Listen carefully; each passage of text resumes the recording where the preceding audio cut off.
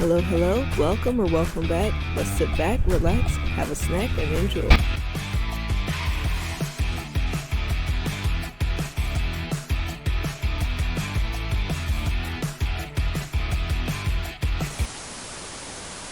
Sit at My Grave, Season 4, Sanity or Salvation, Chapter 29.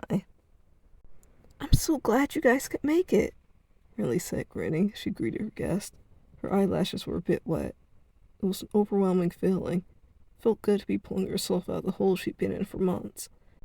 This party truly felt like a celebration of Reed's life than his funeral had been. She'd been on and off crying, but it finally didn't feel like breakdowns. She was getting more comfortable with her emotions. There was a time to cry, and a time where she had to keep life going, and she was finally finding her balance. Emery had made her way to the party along with Galen. However, both had very different views on being there. As fun and friendly as Lee and Verna tried to make it, Emery couldn't help but feel awkward being there. She spoke her quick greetings upon arriving, but couldn't seem to keep much conversation aside from that. She brought along with her gifts for the family from her and the bandmates. While they hadn't been able to show up, they still wanted to offer their condolences to the family, saying they'd have a drink for Reed. Emery eyed the living room. She clicked her teeth looking over all the decorations set up, along with the pictures everywhere. There was an effort, but it felt so cheap to her. He gave those people his years, and he got balloons he couldn't see, alongside a cake he wouldn't eat. "So, how have you been, Emery?" Riley asked, hugging her. "Busy," Emery replied, giving her a half-hug back. She motivated herself for a long while before coming over, telling herself not to let her emotions run wild. But she'd never been one not to speak her mind. However, she promised herself she would try and be cordial if they could be. "I bet. Keeping my baby's band up and running, huh?" Ridley prodded with a grin. "Yeah, we're preparing our press tour, recording songs." Marie trailed on as she drifted further into the living room. Verna joined them again, along with Galen, who offered to help her put away the presents he and Amory brought over. "Why don't we play his music?" Verna suggested, clasping her hands together.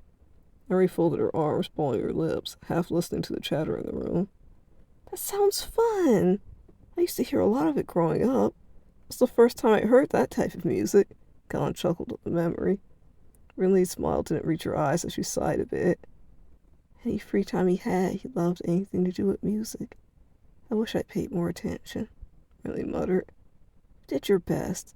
I'm sure raising kids isn't easy, and hey, now's not the time to start feeling guilty." Galen spoke soothingly. Emery's eyes cut over before looking away once more. She agreed internally. It truly wasn't the time to feel guilty.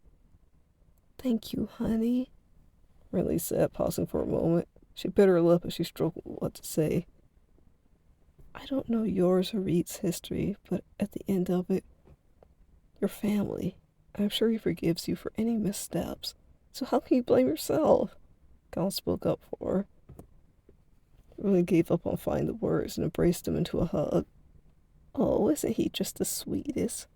Verna commented with a warm smile. "You could have felt guilty years ago. Then maybe it would have made a difference. Letting Reed's forgiveness excuse your behavior is nothing new," Emery muttered. "I'm sorry. Did you say something?" Rinley questioned as she parted away from Galen, wiping at her eyes.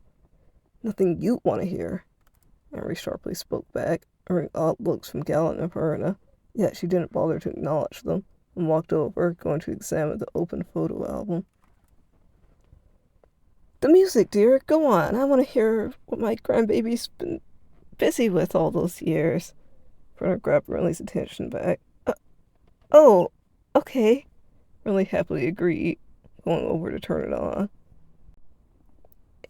Excuse me," Galen spoke up, standing by Verna, who had been occupied staring at Amory. "Huh? What is it?" she questioned, turning towards him. Where's Arden?" Galen questioned.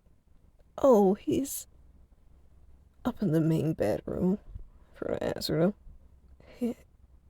"Is he gonna be joining the party?" Galen inquired.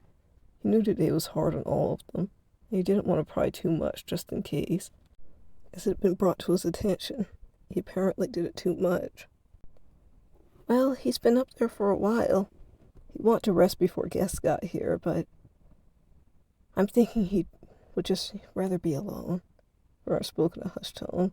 Her eyes scanned over the room, giving her daughter a reassuring smile. She turned up Reed's music. Galen watched Verna let out a sigh before turning back to him. Is it okay if I go see him? Galen asked nervously. Verna looked him over, then relented with a shrug. Sure, and if you can, bring him down when we light the candles, okay? Verna suggested with a smile, before giving Galen a firm pat on the shoulder. Yes, ma'am, I'll try. Galen nodded before slipping away. He took his time getting to the room, thinking over what he'd say when he got there. He and Arden.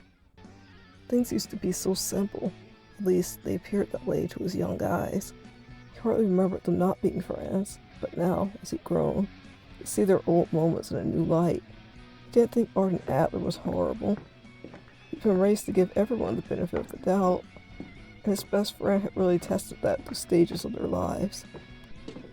Galen let out a shaky breath as he finally stopped in front of the bedroom door, letting his fingers linger on the doorknob.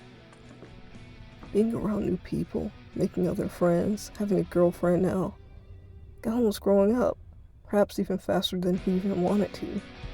His new experiences, however good or bad they'd been, made him realize, as much as he cared for Arden and cherished the memories they made together, if they didn't both make an effort, their friendship would fade with time. He wanted them to stay friends, but sometimes he had to wonder, were we ever really that close? Or was Arden just taking what he could get? And was I just too naive to see it? Galen wondered solemnly. Before he had the chance to knock on the door, it opened, leaving both him and Arden shocked.